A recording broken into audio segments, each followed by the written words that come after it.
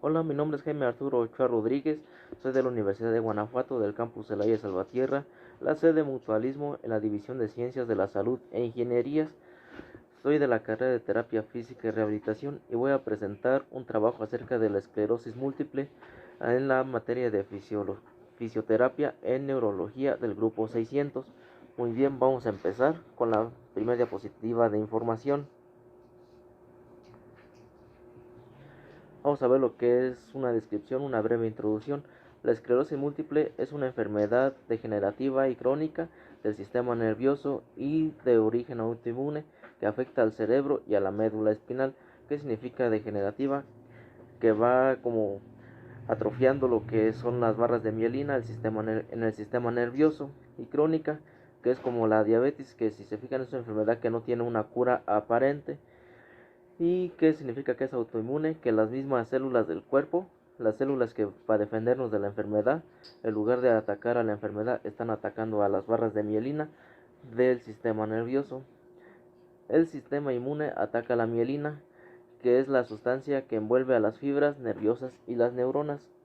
¿Qué es la mielina? Son estas barras de aquí, estas barras azules. Si se ven, el mueble es como un cable.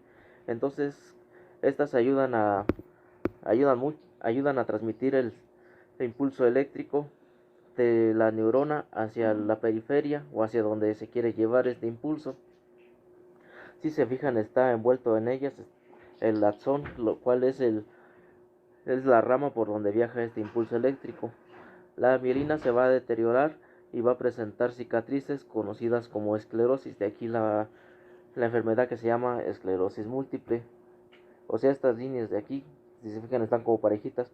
Sin embargo, cuando se degeneran, se empiezan como a romper y a generar como cicatrices, las cuales ya no tienen esta forma y por lo cual entorpece el paso del impulso eléctrico, incluso puede llegar a no llegar este impulso. Y los síntomas de la esclerosis múltiple son variables dependiendo de dónde se localicen, la extensión, la gravedad y el número de lesiones, o sea que va a aumentar con el tiempo. Por ejemplo, si la lesión está en L5, va a tener síntomas en el nervio ciático, no va a sentir la parte trasera de la pierna en todo lo que es el recorrido, y, y puede llegar incluso a ya no moverla en esta enfermedad, en este sitio. Bueno, los síntomas más habituales de estos tipos de enfermedad pues son de tipo del control motor, sensorial y fatiga. ¿Qué significa que son síntomas del control motor? Que llega a perder la movilidad total o parcial de un miembro o de alguna parte del cuerpo, incluso del corazón.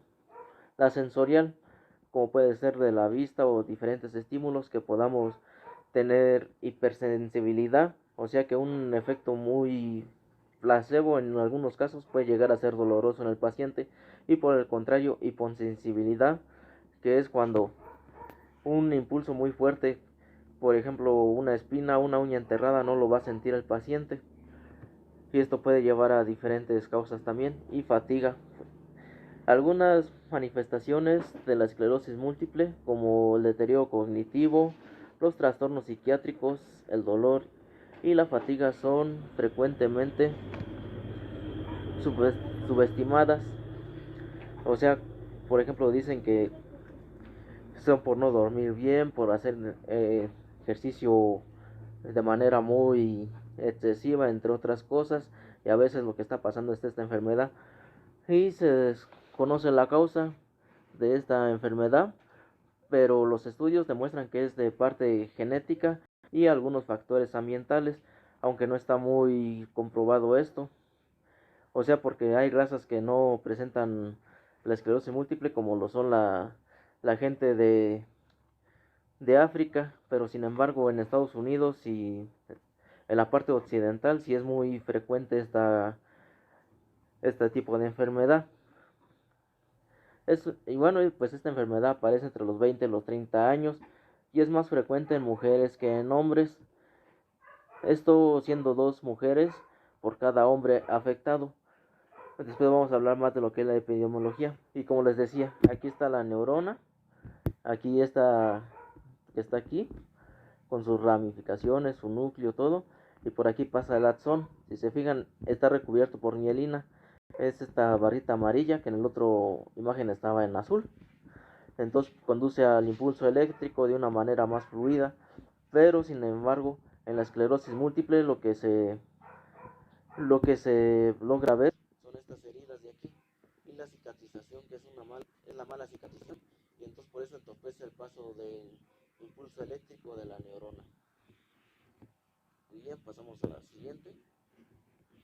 La clasificación. El síndrome clínico aislado. ¿Qué significa esto? Que es el primer cuadro que tenemos de la esclerosis múltiple.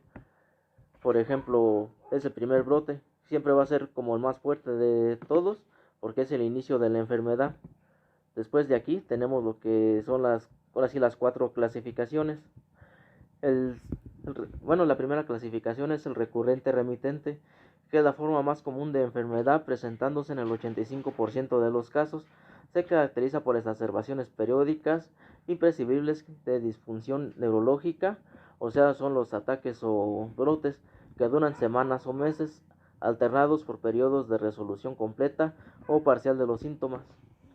Como se logra ver aquí en la imagen, la discapacidad aumenta, después hay un brote y aumenta más la discapacidad, aunque puede tener una resolución, pero sigue aumentando la discapacidad. Después tenemos lo que es la secundaria progresiva.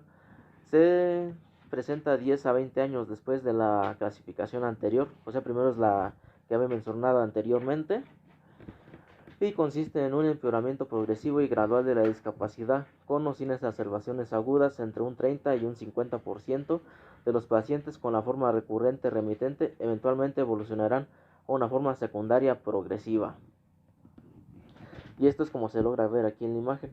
Primero se ve normal, después hay un brote, pero la discapacidad, si se fijan ahí, no va aumentando conforme al tiempo. Después tenemos lo que es la primaria progresiva. Bueno, pues alrededor del 10 al 15% de los pacientes la presentan. En este subtipo no presentan ataques o brotes, como se logra ver aquí en la tercera imagen. Si se fijan, solamente va aumentando la discapacidad, pero no hay como un tiempo donde haya una discapacidad mayor. Sin embargo, sí va aumentando. Y progresiva recurrente. Esta clasificación representa el subtipo más agresivo de la enfermedad, que afecta entre un 3 a un 6% de los casos. Si se fijan, el paciente está normal, tiene un brote, pero aumenta la discapacidad, y sigue normal y luego vuelve a tener otro brote, y así hasta llegar a un rango de discapacidad muy avanzado. Bueno, parámetros para definir el avance. La actividad de la enfermedad se establece considerando los siguientes 3 aspectos: la cantidad de brotes en un tiempo determinado, el grado de discapacidad, las lesiones cerebrales visibles en una resonancia magnética, y la enfermedad se considera no activa cuando uno de los 3 parámetros mencionados no ha avanzado. Bueno, pues aquí les explico la siguiente imagen. Como se fijan, aquí está el primer brote, por lo que afecta tanto a cómo se produce la enfermedad. El primer brote aumenta la discapacidad, después no activa sin progreso. Aquí está la discapacidad estable, o sea, sus funciones están estables. Después no activa con progresión, solamente está ¿cómo decirlo? Está aumentando la progresión de la enfermedad en la esclerosis. Después aquí se puede ver otro brote, por lo que ven, no pasa mucho, no pasa el tiempo, pero sí aumenta la discapacidad, y puede que haya una regresión, y después seguimos con la progresión, y así es como un ciclo.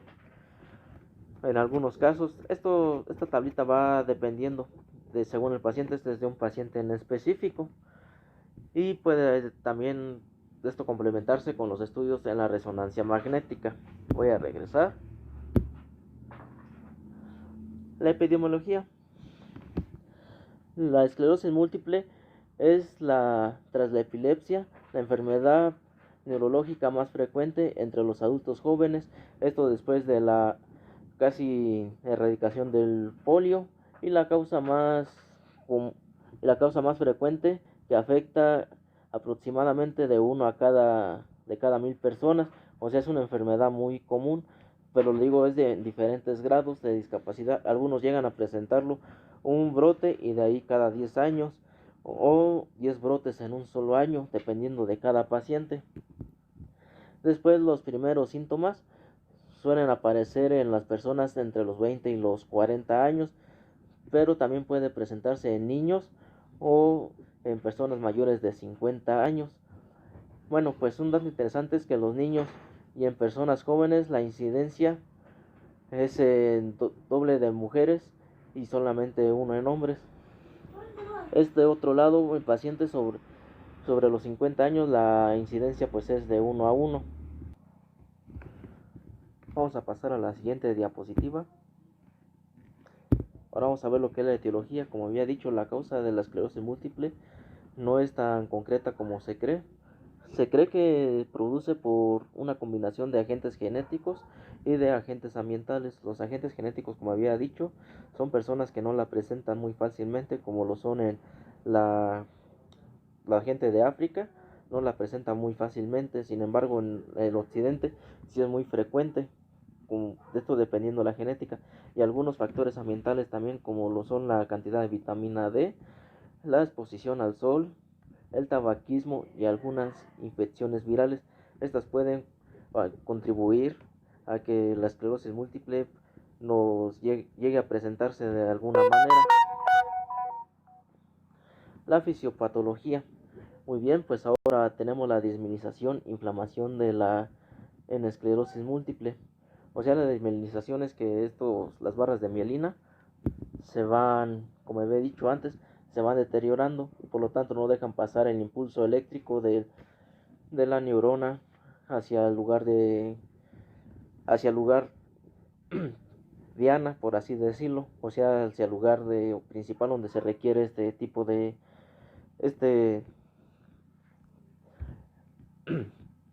donde se requiere el estímulo. Los tipos de lesiones, primero vamos a tener que son en 4 patrones. El patrón número 1 es la lesión, presenta células T y macrófagos alrededor de los vasos capilares, y también los anticuerpos están más o menos intactos y no hay signo de activación del sistema inmune. Después la lesión también, en el patrón tipo 2, la lesión también presenta células T y macrófagos alrededor de los capilares. Los oligodendrocitos también preservan, pero aparecen signos de activación de complemento. En el patrón número 3, las lesiones son más difusas y presentan inflamación. En la lesión número 4, las lesiones presentan brotes abruptos y oligodendrocitos degenerados. Si se fijan, ya va como aumentando lo que es la progresión o la gravedad de la esclerosis. Ahora también tenemos los tipos de placas en la esclerosis múltiple. Pues en el patrón número 1 se encuentran que el 15% de los pacientes se asocia principalmente con la inflamación de células T. El patrón número 2 muestra no solo inflamación de células T y macrófagos cargados de mielina, sino también deposición de inmunoglobulina y activación de complementos sobre la mielina y dentro de los macrófagos. Y en el patrón número 3 encontramos en el 26% de los pacientes se definen por apoptosis, oligodendrocitos, inflamación de linfocitos T, activación de macrófagos y microglías y pérdida preferencial temprana de glicoproteína. Después tenemos lo que es el daño axonal en la esclerosis múltiple, o sea, al haber una degeneración de la mielina también se puede degenerar lo que es el axón y por lo tanto interrumpir el estímulo eléctrico de la neurona hacia la periferia y viceversa.